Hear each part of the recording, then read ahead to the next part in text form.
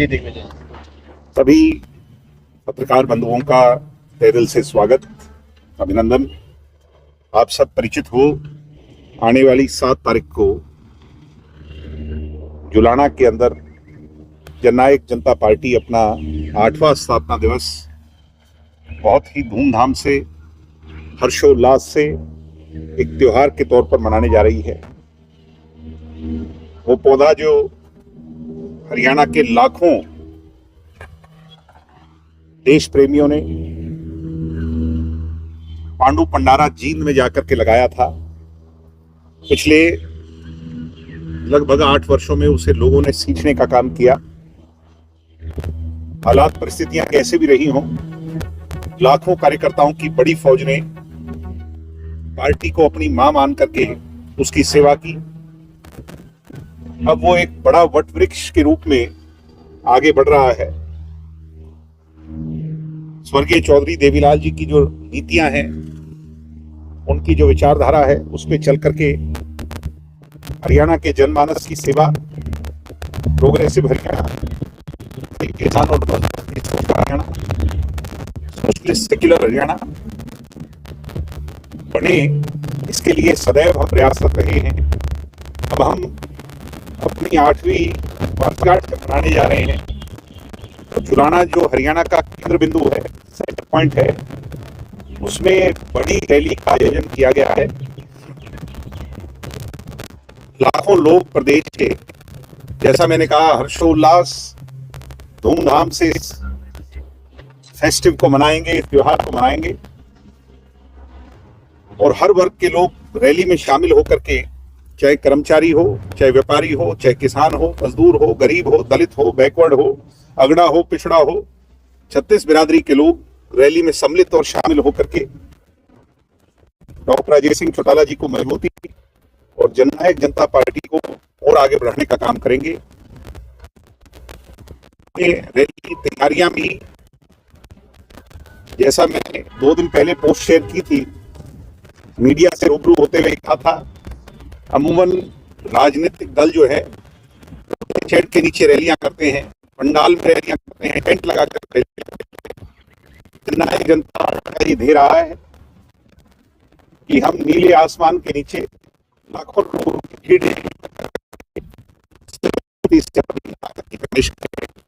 और मुझे अपने रिकॉर्ड स्वयं तोड़ेंगे। जो जींद में पांडु पंडारा की रैली का रिकॉर्ड था, वो जींद में जुलाना में टूटेगा, ऐसा मुझे पूरा विश्वास है। तैयारियां पूरी कर ली गई हैं। बहुत बड़ा मंच, डबल डेकर मंच इस बार लगाया गया है। कलाकारों की प्रस्तुति के लिए अलग मंच है, मीडिया की प्रस्तुति के लिए अलग मंच है, और लाखों लोगों के बैठने की अच्छी व्यवस्था की गई है। सत्ता में रहते हुए 4.25 साल में जो हमने अच्छे काम किए हैं, उसका वर्णन एक पैम्फलेट के जरिए हर व्यक्ति तक पहुंचाने की फैसिलिटी है। पार्टी का बैंड हर व्यक्ति के हाथ में पहुंचे, उसके लिए वहां फैसिलिटेट किया गया है। और बहुत सी ऐसी चीजें हैं जो शायद आपको रैलियों में देखने को नहीं मिलती, मगर वहां पर जब आप आएंगे तो आपको इस बात का इल्म होगा कि जननायक जनता पार्टी अपने इस त्योहार को कितनी खुशी से मनाती है।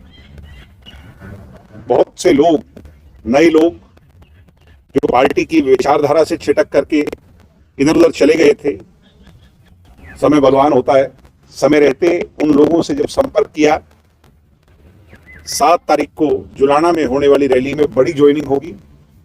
हजारों लोग भी ज्वाइन करेंगे और बड़ी शख्सियतें पार्टी को ज्वाइन कर करके फिर मुख्य धारा से पार्टी के साथ जुड़ करके जेजेपी को आगे बढ़ाएगी। मैं मीडिया के लोगों को इनवाइट करता हूं, आप सबको इनवाइट करता हूं, आप सबके माध्यम से पूरे प्रदेश की मीडिया को इनवाइट करता हूं, प्रदेश की जनता से ये अपील करता हूं कि इस त्योहार को मनाने एक दिन का समय निकाल, इतवार के दिन सभी 7 तारीख को जुलाना पहुंच करके उत्साहवर्धन करें, रैली को कामयाब करें। आप सबका धन्यवाद। दिग्विजय जी, क्या कुछ संकल्प लिए जाएंगे स्थापना दिवस पे? स्थापना दिवस पे यही संकल्प लिया जाएगा कि 4.25 साल में गरीब किसान कमेरा वर्ग विरोधी सरकार के खिलाफ लामबंद होकर 36 बिरादरी को लामबंद कर करके मजबूती से खड़ा होया जाए। सरकार की आंख, उसके कान को खोला जाए, समय समय पर जनता की, जनमानस की आवाज को उठाया जाए। पार्टी को मजबूती दी जाए और फिर वापसी कैसे की जाए, उस रास्ते पे आगे बढ़ा जाए, यही संकल्प होगा। जेजेपी की जींद की पहली रैली को पूरा प्रदेश नहीं भूला है, तो क्या जुलाना की रैली उस इतिहास को? मैं ये मानता हूं वो रैली जिसको हरियाणा की देसी भाषा में खड़ी रैली कहा गया, क्योंकि लाखों लोग खड़े रहे, और ऐसी रैली हमने अपने जीवन काल में नहीं देखी। सुना जरूर है कि किशोर देवीलाल जी ने बोट क्लब पर जब रैली की थी तब तिल डालने की भी जगह नहीं थी, मगर हमने अपने जीवन काल में वो होता हुआ जींद में देखा था। मुझे उम्मीद है कि हम उसकी बराबरी जरूर कर पाएंगे और फिर से लाखों लोगों की भीड़ जुलाना में एकत्रित होगी। सर, इस रैली में कोई बड़े नेता की पहुंचने या ज्वाइनिंग की? मैं सारी यहाँ बता दूंगा तो फिर मजा क्या रहेगा। 7 तारीख में अब कुछ ही दिन बाकी हैं और बड़े नेता देश के भी प्रदेश के भी रैली में जरूर शामिल होंगे। कांग्रेस वोट चोरी की आरोप लगा रही है।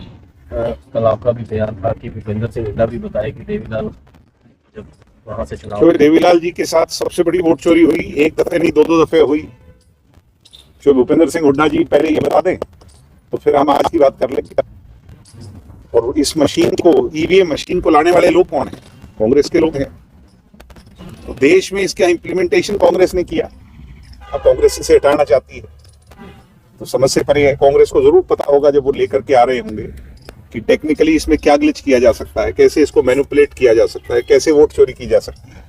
और वोट चोरी अगर वोट काट करके हो रही है, एसआईआर लागू कर करके हो रही है, तो एसआईआर तो हरियाणा में लागू होना चाहिए, क्योंकि सबसे ज्यादा बाहर के बाशिंदे जो आकर के काम कर रहे हैं वो हरियाणा में कर रहे हैं।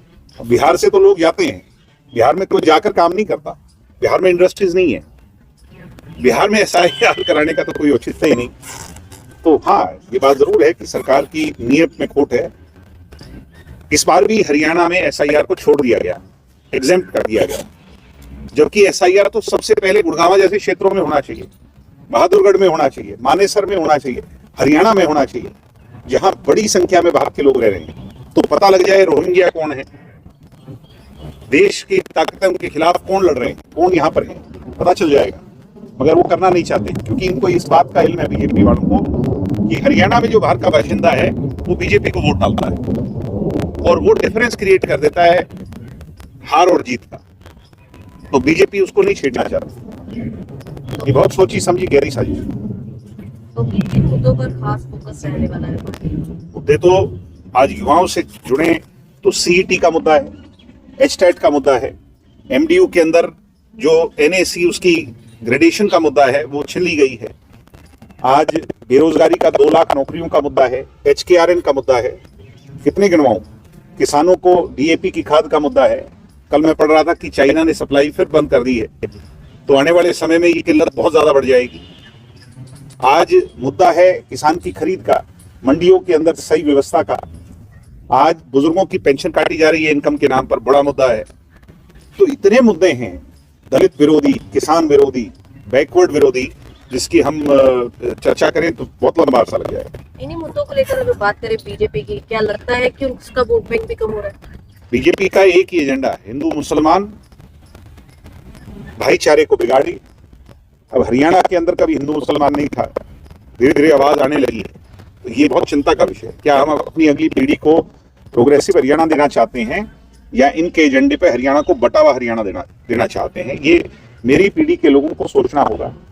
ये जो हरियाणा में बाबा टाइप ऑफ लोग घूम रहे हैं पैदल यात्राएं करते, क्या ये हरियाणा का फायदा करेंगे? ये भी हमने सोचना है। क्या ये हरियाणा के अंदर जो हिंदू का नारा, सनातन का नारा दे रहे हैं, क्या चौधरी देवीलाल सरीखे के लोगों ने 66 में जब हरियाणा बनाया था पंजाब से अलग कर करके, तो ये एजेंडा था हरियाणा का? ये भी हमें सोचना है। सर, हाल ही में खिलाड़ी की मौत हुई, बहुत चिंता का विषय है। भूषण जी ने कल भी मांग की है गवर्नर साहब से कि इसकी गहरी जांच हो। सरकार पल्ला छुड़वाना चाह रही है अपना। जब वो स्टेडियम सरकार का बनाया हुआ सरकार ने, तो कमी किसकी होगी? डिपार्टमेंट तो पीछा छुड़वा लेगा, उस परिवार जिसने अपना होनहार बेटा खोया उसके दुख को कौन जानेगा? और कल को ऐसी घटना ना हो, इस पर कौन जवाब देगा?